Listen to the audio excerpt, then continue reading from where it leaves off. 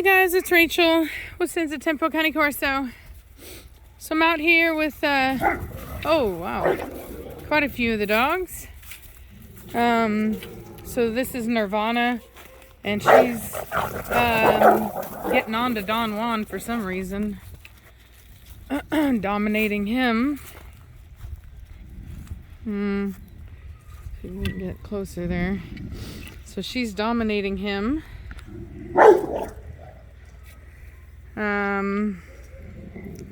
Sorry, it's cold. He's submitted and she let him go. So for some reason, I guess he did something she didn't like. She felt the need to put the foot down. Nirvana is more of a cashmere type dog. Her mother is a softer leader. Nirvana is very much a cashmere type leader. So, but but a lot of it is still, regardless, it's mostly just a bunch of talk. It's a bunch of noise. Nobody's actually getting hurt. Brr. So my fingers are freezing. Got Velocity out here. Suki is in heat right now, and I had Preacher out with her, and he was interested, but it wasn't quite time yet. So anyway, so I can't have her out, and I can't have out Trinity just because she's crazy, and she's just a dog that, like, this is the thing, is I don't have one area of the property yet that's completely fenced off. Once I get that, then I will be able to do more of like those kinds of videos. But as it stands, the property is so big that the dogs will travel the property, and I can't be following them around like that.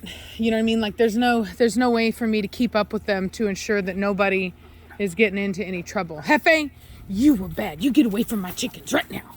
You get. So Hefe, we found a dead chicken. You were bad. We found a dead chicken, and we were wondering where it came from, what happened.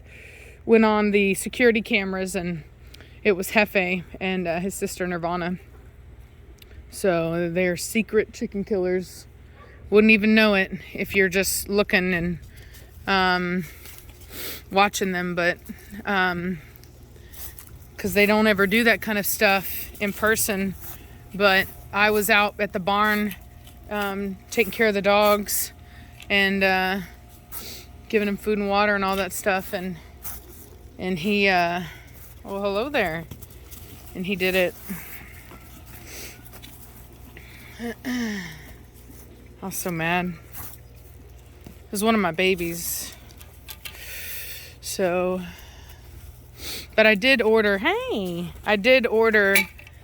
some more chickens. I ordered some more Brahmas because all of mine are like related for the most part, except for those two black hens, which I only have 2 of them now. And so anyway, so I got some dark Brahmas on the way. Not quite yet, but they will be. And and that'll add some genetic diversity to the flock. So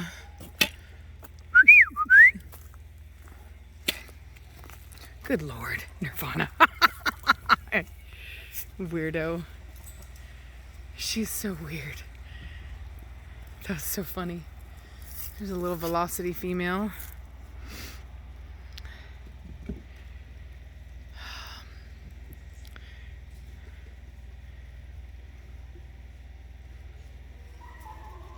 Hefe, gentle. Hefe, gentle. Boy. There, he's starting to become, look at that. He's starting to get his gait back. Starting to come together a bit. It's been a while since he actually had movement like that, because because he's just got baby fat and not refined yet. But I've been noticing him starting to man up a bit. When Nirvana challenges him, he actually challenges back. And even I saw him trying to dominate Preacher. And so there are some things that I've noticed about him that are indicating that his maturity is coming in. And it's a good thing. And we'll have to try him out again on another female. And hopefully his production quality will have been increased. Back over here. Come on now.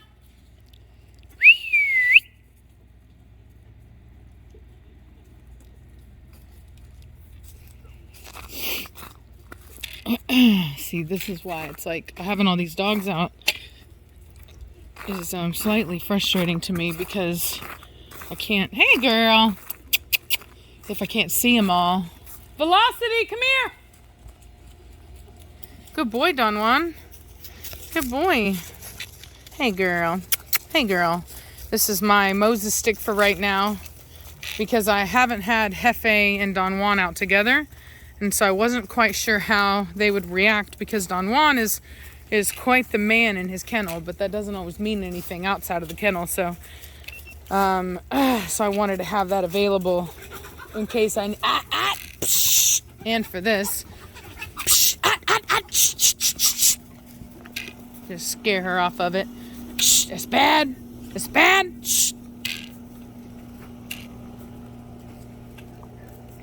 Hence why I do not have the chickens out right now, because I'm dealing with these puppies that have not been desensitized to chickens. And on top of that, they've had, in fact, the reverse of that, very poor training in that regard, because they got out of this thing twice because it wasn't latched.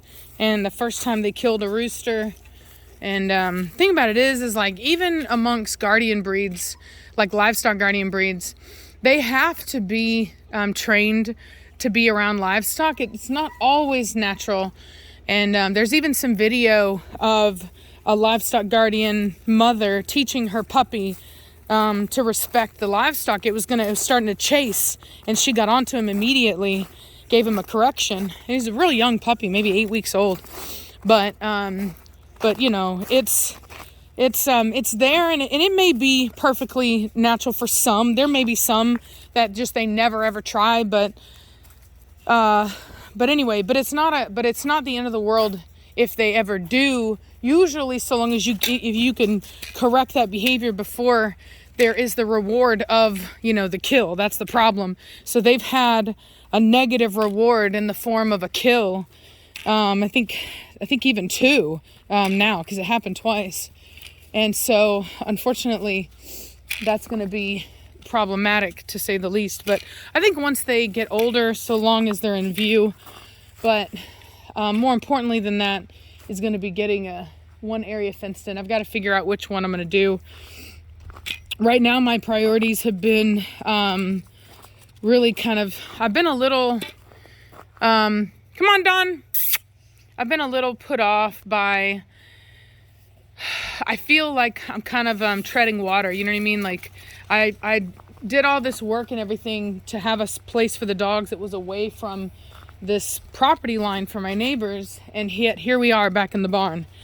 And so I'm really trying to, figure out a solution to that. And I went and I spoke with, quiet down. I went and I spoke with this guy who sells sheds and barns and whatnot, customizable steel buildings and whatnot in the area. And we were talking, and financially it seems like something I can do as far as the building. But then, of course, comes, having it, like, I'm going to have to remove all these trees. And of course, I'm going to have it done professionally. I don't know why people thought that I would be cutting down my own trees like that. I'm not suicidal. But anyway, and on top of that, it also needs to be level. So, I mean, this property has a pretty steep slope to it naturally. And so although I will say it's more right here, I guess this hasn't so much because the trees are here, and so they've kept it rooted in. So yeah, this isn't so bad. Actually, now that I really look at it, it's really not. But reinforcing it so it stays that way is going to be a thing once the trees are gone, because the root systems are going to be gone. So I think what I'll try to do is I'll try to keep any of the trees that are not pines. And I think that will probably help, because it was really mostly the pines that went down and stuff. Just to try to keep the soil integrity. But anyway, so I'm going to be putting it over here. So there's the cost of leveling it out and potentially putting in a cement slab with drainage. So it just depends, because I may not even do that. I've been just looking at a lot of options. And so, you know, so anyway, so we're going to see, but, you know, it's just a lot that I've been looking into. Or like I said, I'm literally back at the drawing board. So, so anyway, and I guess I've always been in this position in the sense that I was always planning on doing something different. It's just, I feel like that timeline is being escalated because of this situation, because, the tarps are expensive and really inefficient. So that's just not going to work. So even though they work, I mean, they really kind of don't work. And so I'm going to need to invest in some type of like, kind of like what was at my old house. And I've been looking at it, and I think it's totally, you know, doable and all that stuff, but it's just been a lot to think about. And so, anyway, so I've just been, out of it. I've just been really, see that blue pup was still trying to get in there. See, I don't think I'll ever be able to trust her around the chickens. But then again, she never really had a temperament that made me think that I could anyway. What are you guys doing? Oh, you're bad dogs. Get out of it now. Get out of that. That's where you were. Oh, you're bad dogs. You are bad dogs. You get right now. Jeez Louise. Got into the trash. So this is actually Preacher's fault. Preacher somehow MacGyvered his way out of the kennel that we had him in with Sookie out in the barn. Oh, that's nasty. Get out. Psh, get out of it. Go on. He got out. We don't know how. The kennel was still closed. The barn was still closed. Sookie was still in there, but somehow he got himself out and got into the trash, because he is a bad dog in that way. He will do the trash thing. Go on now, get. And his daughter Blondie is no better. She will, if it's out there, she's gonna get into it. Dang dirty dogs. And that's that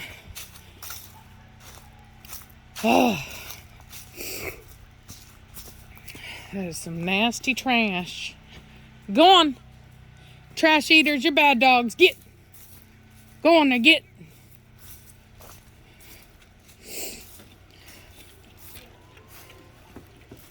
Go on. Psst, you were bad. You were bad.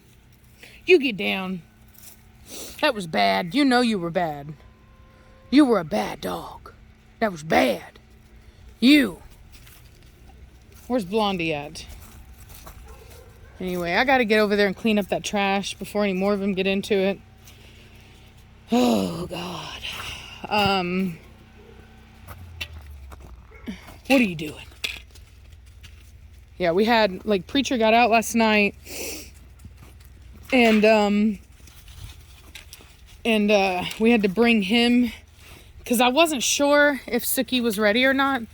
And so I brought Sookie and him inside. Come on. So I could monitor, so I didn't miss that heat cycle, if that's what it was. Come on. Blondie, you bad dog. She is determined to be fat. I literally do everything I can to get her weight down, even feeding her a special food, and all she does is find more food. She's just like her son. Hefe. I guess that's where he gets it. He ain't a good girl. So anyway, well, I'm gonna let y'all go. I'm gonna take these dogs inside. And in fact, you know what? I'm gonna put Blondie in here with my Mortigan because she's probably gonna have bad poops. So I'll bring Velocity in. So anyway, y'all have a good day, and I'll talk at you later. Bye.